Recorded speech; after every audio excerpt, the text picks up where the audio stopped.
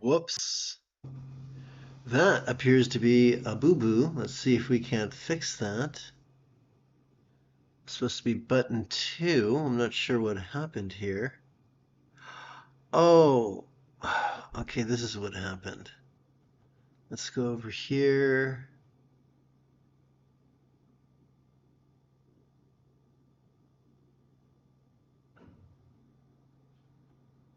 There we go. Okay, boy, don't I feel like a horse's ass. Come, let us explore this dawn's meditation class and group practice, that we too could meditate like a Jedi. This morning's lesson is drawn from the 14th of 55 passages of the Unwaning Victory Banner composed by the great Buddhist reformer Rahe Vajra.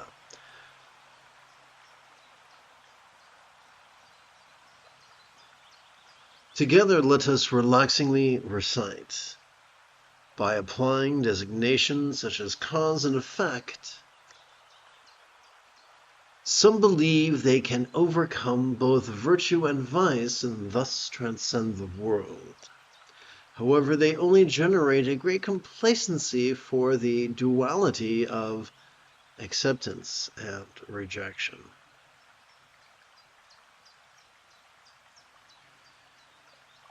This might seem familiar if you watched last night's YouTube short. Let's pretend there's two types of causality: conventional causality and supernatural causality. Conventional causality is simple. When it's raining, you get wet.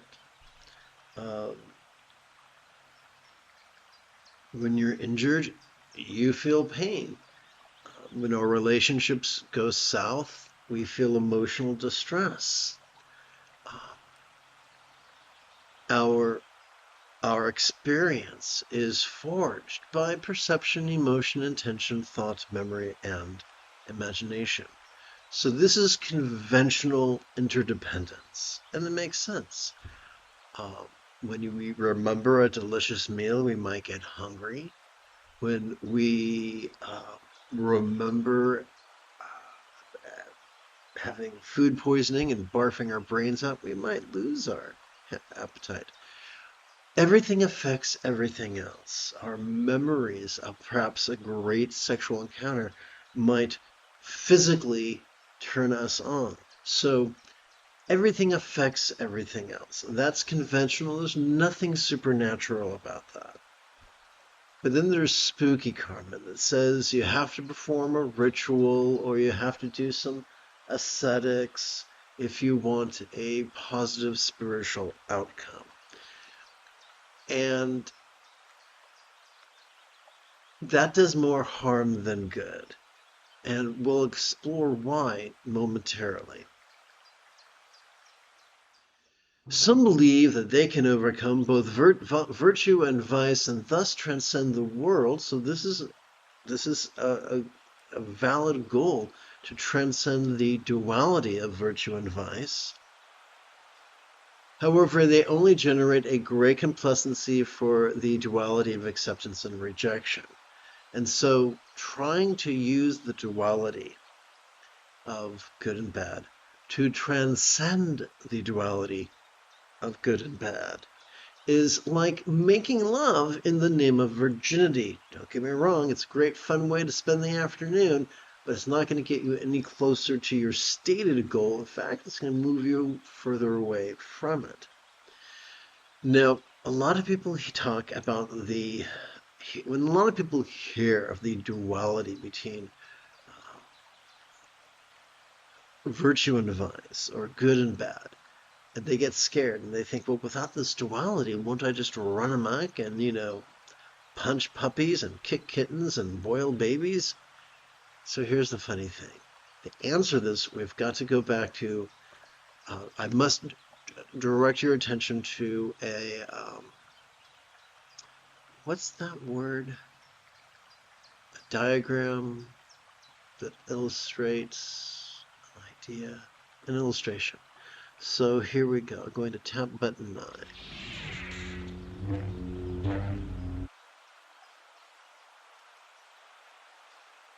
The more that we passively cooperate with the autonomic nervous system that is our spinal cord, the more that we automatically calm our amygdala, which is the seat of both anxiety and aggression, as well as gently stimulate our anterior cingulate gyrus, which functions as the hub of our mirror neurons, the seat of empathy, that which uses dread to enhance our compassion, and that which uses desire to enhance our love. The more we practice mindfulness and meditation, the more we notice and relax in harmony with our inhalations and exhalations, the more we experience the highest love, which is spontaneous and uncontrived. One of the great lies of patriarchy, one of the great lies of those who are enthusiastic to embrace being rigid, fearful, superstitious, controlling, elitist, cryptic, competitive, and cruel. One of their great lies is that if you do wrong things, we're going to experience misfortune. Therefore, don't do wrong things. If you do good things, you're going to experience good fortune. Therefore, do good things.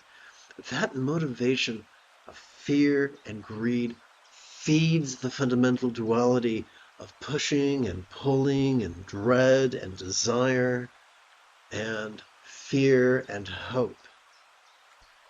However, if we simply practice awareness and release and harmony with our breathing and do so passively, then not only will we increase our peace, but we will increase our love, the highest love, which is spontaneous and uncontrived. Now, there's a wrong way to meditate. And if you've had the misfortune that most of us does, which is to receive teachers who implore us to over-focus and to over-analyze, that is not only going to exhaust the front of our brain to the point of causing us to present with symptoms of depression, but it's also going to trigger our amygdala, which is the seat of both anxiety and aggression.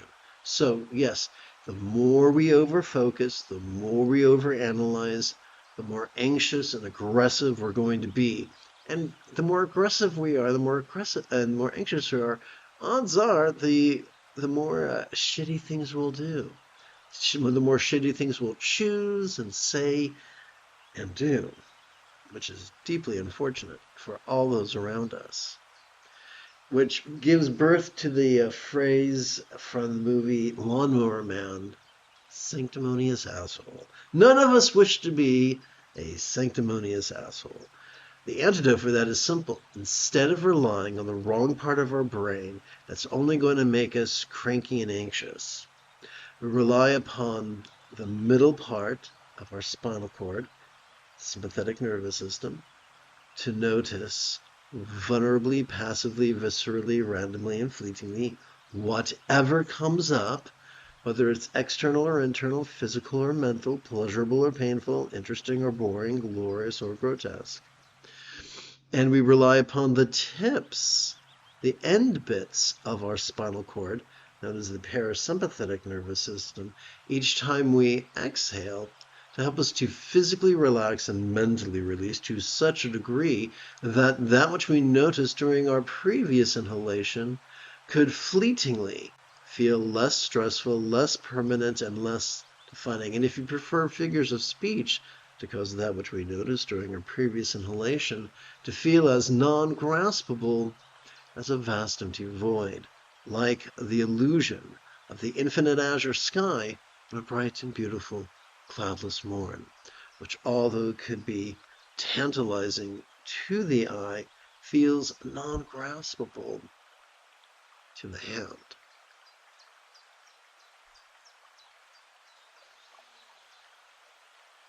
So, just as we cannot make love in the name of virginity, we cannot flee punishment and chase reward in the name of transcending duality. Instead, we must cooperate passively with our autonomic nervous system to notice and release in harmony with our breathing. This will cause us to experience the highest love, which is spontaneous and uncontrived. Having completed our opening lesson, it's time for us to now shift gears. It is General Leia Organa Saturday morning. Well, let us meditate like a Jedi after approximately 30 seconds of housekeeping. This is the Dzogchen Semdi Lama Jigme Gyatso of the Buddha Joy Meditation School. For more than 30 years, I have harnessed my autistic special interests, as well as my ADHD hyperfocus, to spend about 8 hours a day, almost every day, studying, practicing, mastering, and reverse engineering the teachings and techniques of each school of meditation so that I can become your personal, nerdy, neurodivergent guide to Nirvana. Good morning, Julian. Great to see you.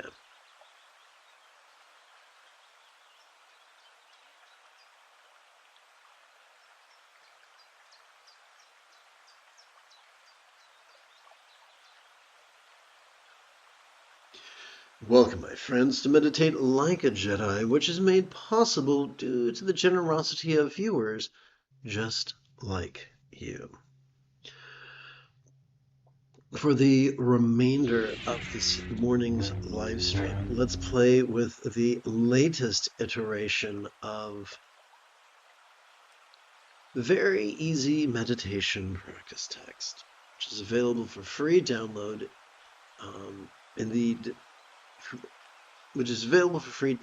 links available in the description area below the video.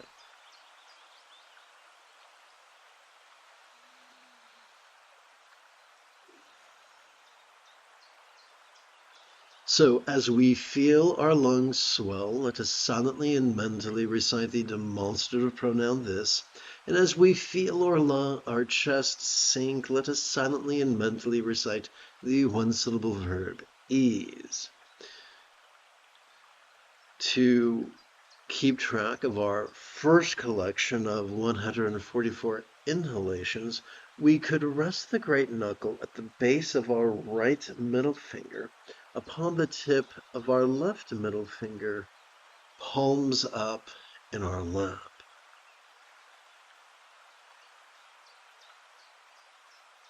We could use our right thumb to count 12 inhalations, the next 12 inhalations.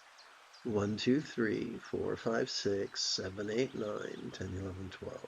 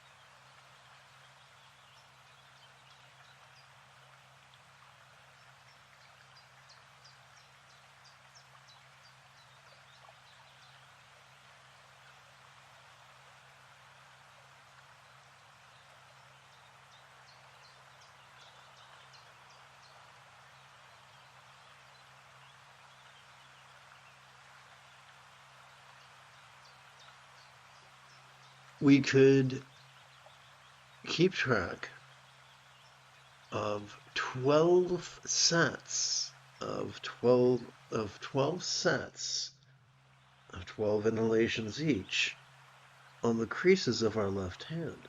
first, second, third set, fourth, fifth, sixth set, seventh, eighth, ninth set, 10th, 11th, 12th set of 12 inhalations each.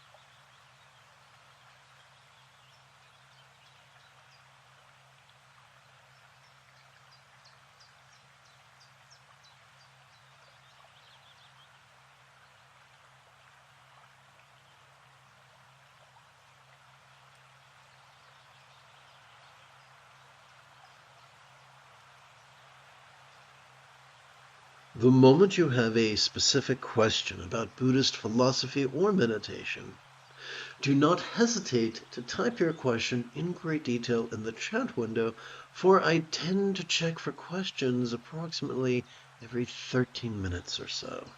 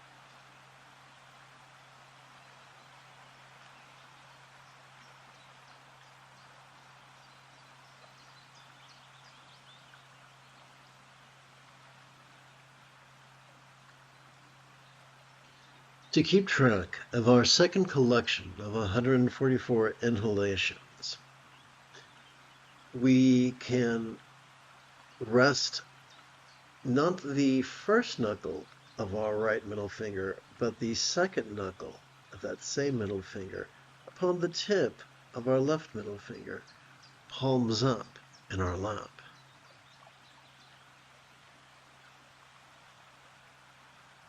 Upon the creases of our right hand, we could count 12 inhalations.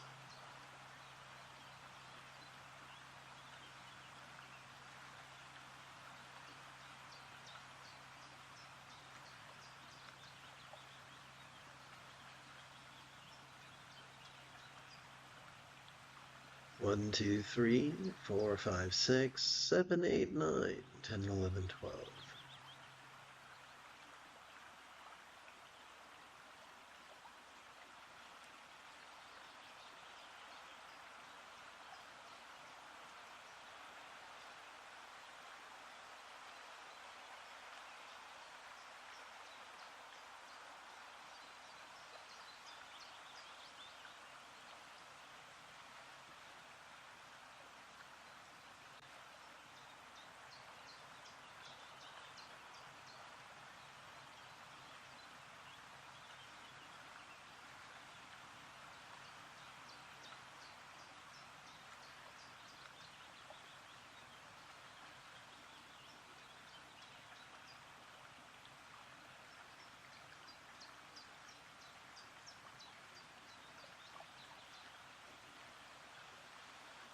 On the creases of our left hand, we could count 12 sets of 12 inhalations each. 1, 2, 3, 4, 5, 6, 7, 8, 9, 10, 11, 12 sets of 12 inhalations each.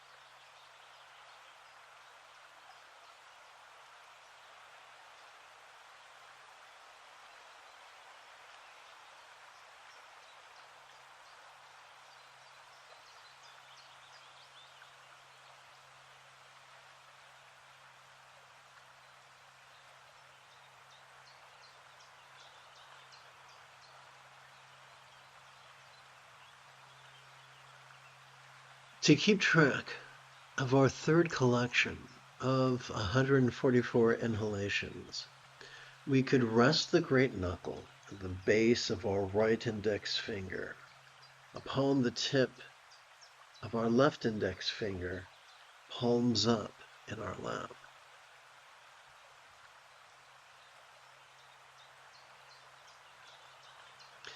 The easiest way to passively cooperate with the sympathetic and parasympathetic facets of our autonomic nervous system, which is really just which can just be thought of as our spinal cord, is for us to silently and mentally recite the demonstrative pronoun this each time we feel air enter our nostrils, and for us to silently and mentally recite the one-syllable verb ease each time we feel air exit our nostrils. This is the key to mindfulness and meditation that are as easy as they are transformative.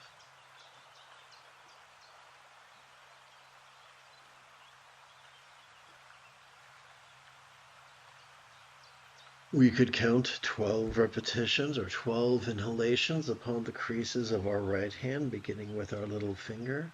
1, 2, 3, 4, 5, 6, 7, 8, 9, 10, 11, 12 inhalations.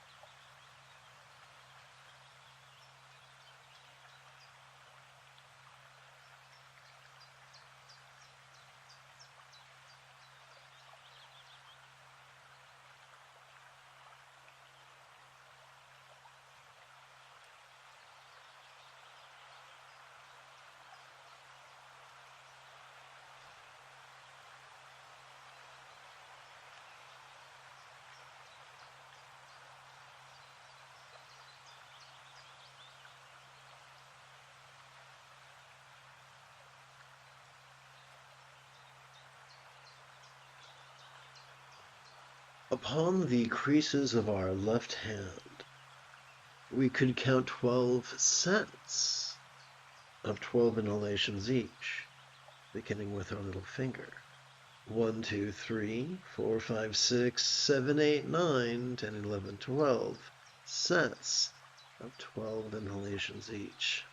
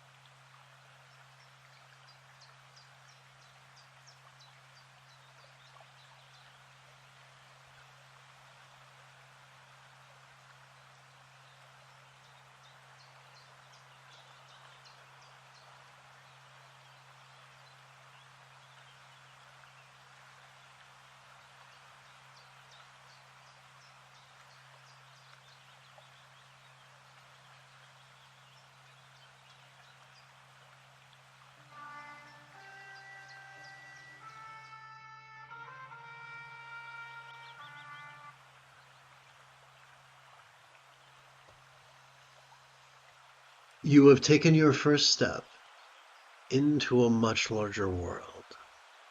If you feel that I have earned it, you could give this live stream a thumbs up. You could even help support this channel. In approximately 11 hours, I would very much like to return to lead today's dusk meditation class and group practice. And if you are as geeky as me, may the Force be with you always.